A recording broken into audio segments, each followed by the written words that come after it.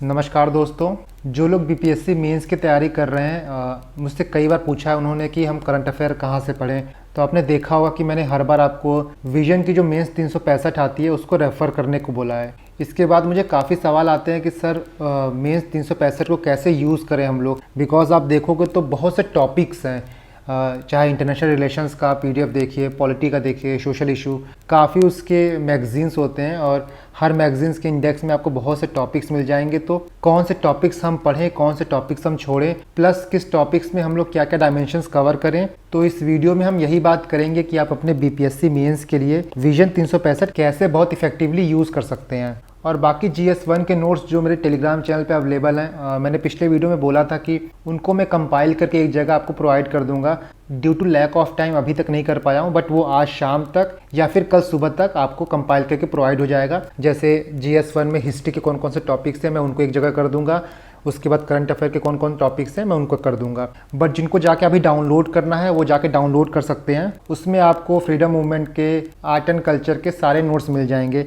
जैसे ये देखिए, आप संथल का नोट्स है, बिरसा मुंडा का नोट्स हो गया, ड्रॉट प्रॉब्लम इन बिहार का हो गया, ये नोट्स आप देख सकते हो, फ्लड प्रॉब्लम। तो कहाँ से डाउनलोड करना मैं आपको एक बार बता देता हूँ। ये मेरा टेलीग्राम चैनल है, यहाँ पे आप फाइल सेक्शन में जाओगे तो यहाँ पे सब कुछ आपको मिल जाएगा।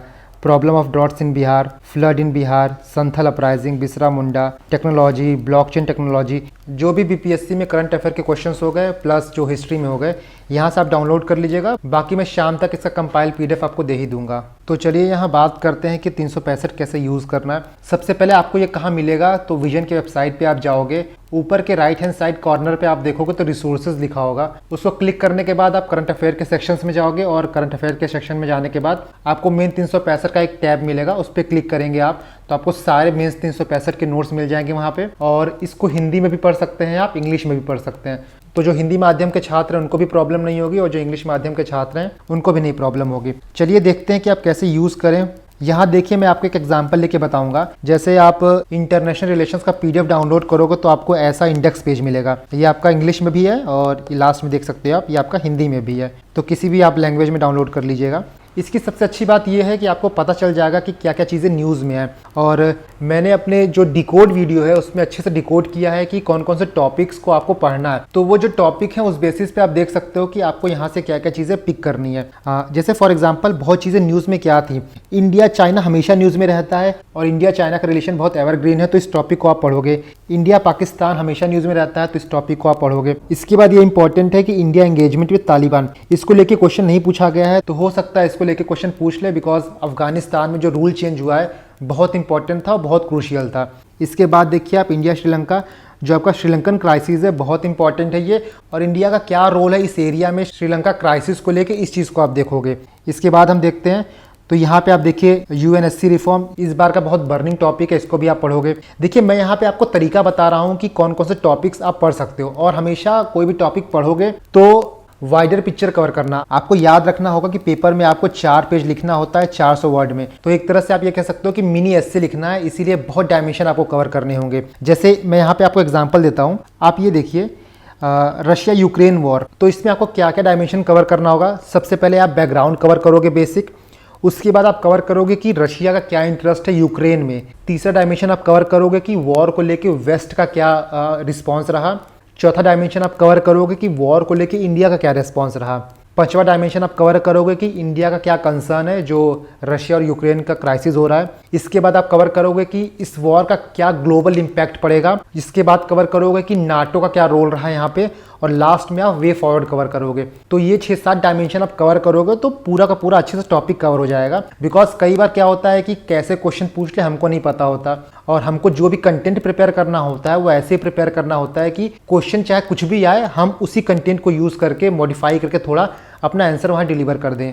इसके बाद कुछ इंपॉर्टेंट टॉपिक्स और देखिए, जैसे इंडिया यूरोप हो गया। मैंने आपको इंडिया यूरोप, इंडिया जापान और इंडिया चाइना तीनों का नोट्स प्रोवाइड कर दिया है। आप मेरे टेलीग्राम चैनल पे जाके ले सकते हैं, और मेरे टेलीग्राम चैनल का लिंक आपको डिस्क्रिप्शन बॉक्स में मिल जाएगा। इसके बाद I2 U2 जो है बहुत इंपॉर्टेंट है, पूरा क्वेश्चन पूछा जा सकता है। इंडिया यूएई रिलेशन बहुत इंपॉर्टेंट है इस बार, ये भी क्वेश्चन पूछा जा सकता है। इसके बाद इंडिया जापान का 70 साल पूरा हो रहा है रिलेशन को लेके, तो ये भी क्वेश्चन काफ़ी प्रोबेबल है। तो ये तो रहा आपका बायलैटरल रिलेशंस को लेके। इसके बाद कुछ ग्रुपिंग को लेके क्वेश्चन पूछता है, जैसे G7 इंपॉर्टेंट है, इसको देख लीजिएगा। G20 समिट इंडिया होस्ट कर रहा है, उसको देख लीजिएगा। आपका SCO मीट हुआ था, समरकंद डिक्लेरेशन, उसको देख लीजिएगा। देखिए यहाँ पे सब कुछ नहीं है, बिकॉज ये जो PDF है ना, ये शायद जुलाई तक का ही है, और आपको पता है कि BPSC में जनरली 8 से 9 महीने का पूछता है, तो इसमें आपको सब कुछ नहीं मिलेगा, क्योंकि जुलाई से लेकर नवंबर तक के करंट अफेयर आपको अलग से पढ़ने होंगे, तो वो चीज़ मैं आपको प्रोवाइड करूंगा। यहाँ पे मैं आपको ये बता रहा हूँ कि आप टॉपिक को कैसे आइडेंटिफाई करें। जो ये चाहते हैं कि अभी से मैं करना स्टार्ट कर दूं, तो वो ये सेम एक्सरसाइज जो विजन की मंथली आती है उसके थ्रू कर सकते हैं। टॉपिक्स में सारे आपको प्रोवाइड कर दूंगा, जो भी इंपॉर्टेंट टॉपिक रहेंगे इस साल के लिए मेरे हिसाब से मैं वो आपको दे दूंगा, और उससे रिलेटेड भी जितने करंट अफेयर के नोट्स रहेंगे वो भी मैं आपको दे दूंगा। बट इस वीडियो से आप ये समझ सकते हो कि टॉपिक कैसे आपको आइडेंटिफाई करना है। जैसे क्वाड एक इंपॉर्टेंट टॉपिक हो गया, ऑकस एक इंपॉर्टेंट टॉपिक हो गया, नाटो बहुत इंपॉर्टेंट है, बिकॉज जो यूक्रेन क्राइसिस हुआ वहां पे नाटो उभर के आया, तो नाटो को आप देखिएगा, ठीक है। इसके बाद ब्रिक्स पूछता है, तो ब्रिक्स समिट हुआ था 14th, उसको आप देख लीजिएगा। देखिए ये सारी चीज ना प्रीवियस ईयर क्वेश्चंस को देख के बताए जाते हैं कि प्रीवियस ईयर क्वेश्चंस में क्या क्या पूछा गया है। जैसे जो डिफरेंट इंडेक्स आते हैं, हंगर इंडेक्स होता है, उससे क्वेश्चन पूछता है। तो आई होप आपको समझ में आ रहा होगा जो मैं आपको बताना चाहता हूँ। इसके बाद देखिए पॉलिटी को कैसे आपको टैकल करना है। ये आपका पॉलिटी का PDF है या फिर इंडेक्स कह सकते हैं। तो आप मेरा GS2 का डिकोड वीडियो देखोगे, वहां पे मैंने आपको टॉपिक्स बताए हैं, जैसे फेडरल स्ट्रक्चर हो गया, पार्लियामेंट हो गया, तो उसी तरह यहाँ भी टॉपिक डिवाइडेड है। उसके अंदर जो जो इंपॉर्टेंट टॉपिक्स हैं आप यहाँ पे पढ़ लोगे। यहाँ मैं एक चीज़ मिस कर गया हूँ। देखिए जब भी आप इंटरनेशनल रिलेशंस पढ़ोगे तो उसमें आपको इंडिया का एंगल ज़रूर देना है कि इंडिया का कैसे इंटरेस्ट यहाँ पे लाइक करता है, इंडिया का क्या रिस्पॉन्स है, इंडिया इस चीज़ को कैसे टैकल कर रहा है। जब तक आप इंडिया का रिस्पॉन्स या फिर इंडिया का व्यू पॉइंट नहीं दोगे, आपका आंसर इनकम्प्लीट रहेगा। और जहां भी इंटरनेशनल रिलेशंस में हो सके आप डायग्राम बनाइए। जैसे रशिया यूक्रेन क्राइसिस है, तो वहां पे आप प्रॉपर डायग्राम बना सकते हो, जो रशिया ने एनेक्स किया है, यूक्रेन का कौन सा एरिया है, रशिया का कौन सा एरिया है, जो आसपास वाटर बॉडीज हैं। अपने आंसर को इस तरह प्रेजेंट करोगे ना, तो काफ़ी अच्छा मार्क्स मिलेगा आपको। एक और एग्जाम्पल हम लेते हैं, जैसे पॉलिटी का हो गया। मैं भी बता रहा था आपको कि GS2 के डिकोड वीडियो में मैंने आपको बताया था कि कौन से टॉपिक्स कितने बार आए हैं, और उसमें मैंने टॉपिक के नाम दिए थे आपको, जैसे पार्लियामेंट हो गया, फेडरलिज्म हो गया, लोकल सेल्फ गवर्नमेंट हो गया, क्राइम इन पॉलिटिक्स हो गया। तो उस तरह आपको यहाँ पे मिल जाएंगे, और यहाँ से भी आप टॉपिक पिकअप कर सकते हो। जैसे आप यहाँ पे देखिए राइट एंड ड्यूटीज, मैंने आपको बताया था पहला ही टॉपिक था आपका कि fundamental right, fundamental duties, DPSP से क्वेश्चन पूछा जाता है। तो ये एक अच्छा टॉपिक है कि balance of right and duties. इसको आप स्टैटिक तरीके से भी पढ़ सकते हो, और इसको आप करंट अफेयर के तरीके से भी पढ़ सकते हो, बिकॉज बहुत पहले से ये डिबेट चला आ रहा है कि कैसे हम बैलेंस मेंटेन करें अपने फंडामेंटल राइट्स के बीच में और फंडामेंटल ड्यूटीज़ के बीच में। एंटी डिफेक्शन लॉ एक इंपॉर्टेंट टॉपिक है। यूनिफॉर्म सिविल कोड एक एवरग्रीन टॉपिक है। इसके बाद इस पर कास्ट सेंसस बहुत न्यूज़ में रहा है, इसको भी आप देख सकते हैं। फेडरलिज्म में आप वन नेशन वन लैंग्वेज देखिए, गवर्नर स्टेट रिलेशन देखिए, CBI वर्सेस स्टेट देखिए। तो जो ये सारे टॉपिक्स हैं ना, इनको आप देखोगे तो स्टैटिक से भी इनका लिंकेज है, करंट अफेयर से भी इनका लिंकेज है। इसीलिए कभी भी आप GS2 को प्रिपेयर कर रहे हो तो मैंने पहले ही बताया था कि उसमें जो क्वेश्चन पूछता है वो ऐसे रैंडमली नहीं पूछ लेता है। कुछ क्वेश्चन उसमें ऐसे होंगे जो प्योरली स्टैटिक होंगे, बट कुछ क्वेश्चन ऐसे होंगे उसमें जो करंट अफेयर में रहे होंगे, बट वहाँ पे उसका स्टैटिक पार्ट पूछता है। जैसे पिछले सालों में आपने देखा था कि गवर्नर को लेकर क्वेश्चन पूछा था, या फिर प्रेसिडेंट को लेके, तो वो चीज़ें न्यूज़ में रही थी, क्योंकि कई बार बोला जाता है कि गवर्नर आपका पपेट है, जैसा पूछा था, उस पर बहुत डिबेट हो गया था।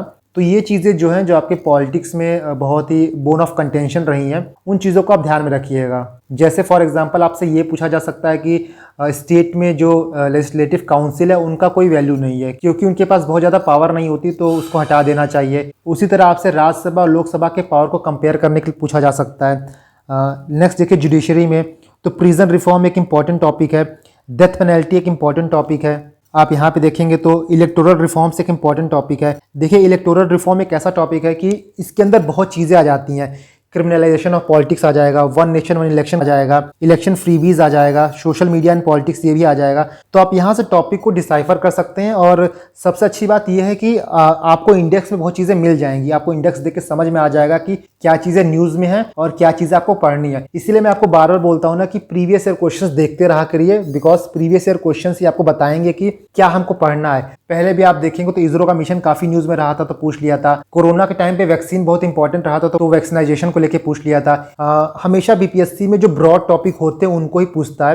पिछले साल आप देखोगे तो एक दो क्वेश्चन ऐसे पूछ लिए थे, जैसे मैंने बताया था कि स्टार डस्ट बायोफ्यूल को लेके पूछ लिया था, तो वो प्री में आने वाला क्वेश्चन था जिनको इन्होंने मेन से पूछ लिया था। तो जब ऐसे क्वेश्चंस आते हैं तो आप क्या करते हो कि सिर्फ उस क्वेश्चन का आंसर नहीं लिखते हो, बिकॉज आपके पास कंटेंट उतना रहेगा नहीं कि आप 4 पेज भर पाओ।